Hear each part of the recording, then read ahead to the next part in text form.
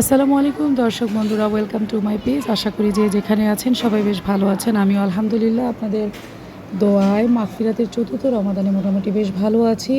তো বন্ধুরা, আজকে আমার নিত্যদিনের প্রয়োজনীয় কাজ টুকিটাকি কী করলাম সেগুলো আপনাদের সাথে শর্ট আকারে শেয়ার করব।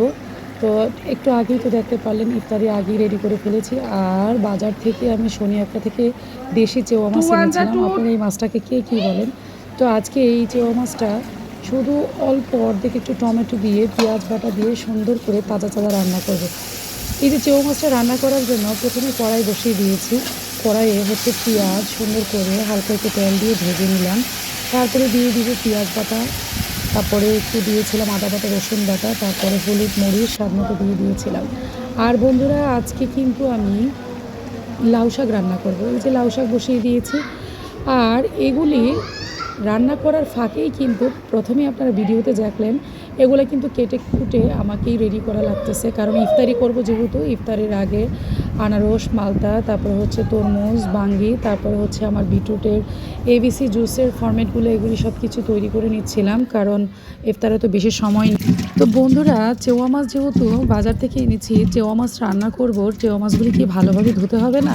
তো এই জন্য কী করলাম, আমি লবণ দিয়ে সুন্দর করে হাত দিয়ে কষলিয়ে ধুয়ে নিলাম। যদিও খালা চেওয়া মাছ ধুয়ে গেছে, কিন্তু তারপরেও নিজের একটা ফ্রেশ বা একটা মনের একটা তৃপ্তি থাকার কথা। এই জন্য তো আজকে কি করব, চিকেন দিয়ে দুধ দিয়ে রান্না করব সুন্দর করে। আর এখানে পেঁয়াজ একটু ভিজিয়ে রেখেছি, যেহেতু আমার বাবুর্চি শান্তাটা অসুস্থ, আসতেছে না। আর এখানে দেখেন আমি আমার ফুল গাছের টব এনেছি। তো এখানে প্রায় 10 টাকার মতো গোটা, আমি এটাকে ধনিয়ার গোটা গোটা বলে, অনেকে ধনিয়ার বীজ বলে, ধনিয়ার বীজ পানি দিয়ে দুদিন ধরে ভিজিয়ে রেখেছি। যখন এটাতে একটু গ্যারা আসবে তখন এটা ফুলের টবে লাগিয়ে দিব। আর দুধওয়ালা মামা যে দুধ দিয়ে যায় সকালে, ওই দুধগুলি জাল করে রেখেছি। আর এনেছিলাম কিছু চিকুর লবণ, এগুলিও ভরতে হবে। তো এই যে চেউ মাছটা আমার ধোয়া কমপ্লিট হয়ে গেছে, ফ্রেশ করে ধুয়ে আমি চালনিতে ঝরিয়ে রাখছি যাতে পানিটা যেন ঝরে যায়। মুরগিটাও এভাবে জড়িয়ে পরিষ্কার করে ফেলেছি। আর এখন আমি চলে যাব হচ্ছে গিয়ে আমার অন্য একটা রুমে চলে যাব। দেখেন, এই যে দেখেন বন্ধুরা, এখানে হচ্ছে গিয়ে আমি আপনাদের দেখাবো এই যে বেলটা, এই বেলটা দেখতে পাচ্ছেন। এই বেলটা কিন্তু আমাদের শারমিন ওর মেয়ে শ্বশুর বাড়ি থেকে নিয়ে এসেছে, পাকা বেল। এই বেলটা শরবত করে খাবো একদিন, তো রোদ্রে দিয়ে রাখছি। আর এখানে ফুল গাছের যে টব আছে, এই টবের অবস্থা তো আপনাদের কে দেখালাম। আর তো গোলাপ গাছগুলি মরে গিয়েছে, হালকা হালকা নতুন কুড়ি জন্মাচ্ছে। আর হচ্ছে আমি পেঁয়াজ কেটে নিয়েছি, এখন আমি রান্নার জন্য রেডি হয়ে যাব। আর বাজার থেকে গতকাল লাউ শাক এনেছিলাম, লাউ শাক কেটে সুন্দর করে ফ্রিজে রেখে দিয়েছিলাম। এখন ফ্রিজ থেকে নামিয়ে সুন্দর করে এটা ক্লিন করব আর ওয়াশ করব। আর আজকে হবে লাউ শাক আর হচ্ছে মুরগির মালাইকারি, আর হচ্ছে গিয়ে আপনার চেওয়া মাছ। এই 3টা আইটেমই আজকে রান্না করব। আজকে সবজি বাদ দিয়েছি, স্কিপ করেছি, সবজি রান্না করব না।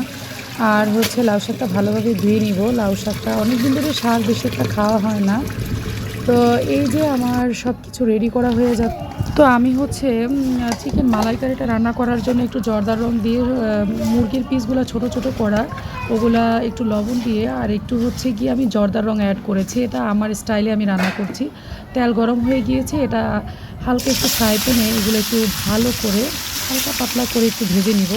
তারপরে হচ্ছে মূল প্রসেসে চলে যাব। আজকে চিকেন মালাইকারিটা রান্না করব সম্পূর্ণ দুধ দিয়ে, একদম দুধ দিয়ে। এটা জোরটা হবে সম্পূর্ণ দুধ দিয়ে, প্রায় 250 মিনিটের বেশি দুধ আমি এটাতে ব্যবহার করব। তো চিকেনটাকে ভালোভাবে একটু ভেজে নিচ্ছি। ভাজা হয়ে গেলে তারপরে হচ্ছে নামিয়ে তারপর হচ্ছে চলে যাব মূল প্রক্রিয়ায়, পেঁয়াজটাকে ভেজে নেব। তো বন্ধুরা, এই মাগফিরাতের সময় কিন্তু আসলে মহিলাদের অনেক কাজ থাকে। তো এই কাজের ফাঁকে ফাঁকে কিন্তু আপনারা অবশ্যই জিকির করবেন আর কোরআন তেলাওয়াত করবেন। এই যে চিকেন মালাইকারিটাতে আমি হচ্ছে 4টা আস্ত কাঁচামরিচ দিয়ে নিয়েছিলাম। আর 1 চামচের চাইতেও একটু কম গুঁড়ামরিচ দিয়ে নিয়েছিলাম। আর এই দুধ দিয়ে সুন্দর করে পেঁয়াজ ভেজে, পেঁয়াজ বাটা দিয়ে সুন্দর করে মশলাটা কষানোর পরে আমি এই যে চিকেনটা দিয়ে দিচ্ছি।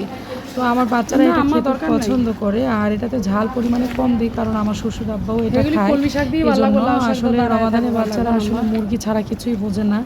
আমরা তো একটু মাছ টাছ খাই, কিন্তু বাচ্চারা মাছ আসলে খেতে পছন্দ করে না। আসলে জেনারেশনটাই এমন হয়ে গেছে। বাচ্চারা মুরগি ছাড়া কিছুই বোঝে না, আর বাবা মাদের বাধ্য হয়েই সেটা তৈরি করে দিতে হয়। তো এখন মুরগিটা দিয়ে সুন্দর করে আমি এটাকে কষায় নিব। কষানো হয়ে গেলে আমার হয়ে যাবে চিকেন মালাইকারি। আর আমি আমার টমেটোর সস প্রায় শেষ পর্যায়ে, আসলে প্রতিদিনই স্যান্ডউইচের জন্য টমেটো সস লাগে।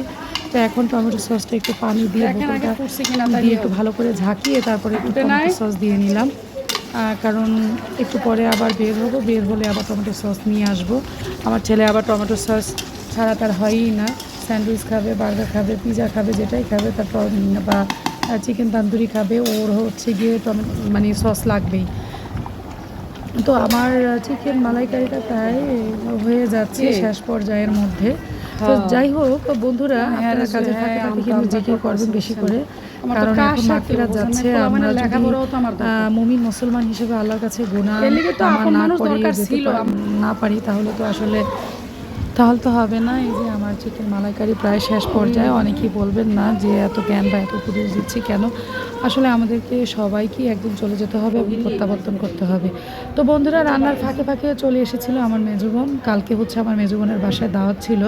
তো মেজো বোনের বাসায় হচ্ছে ওর হচ্ছে বোনের আমার মেজো বোনের মেয়ের শ্বশুর বাড়ি থেকে ফ্রুটস পাঠিয়েছিল, তো আবার আমার জন্য নিয়ে এসেছে।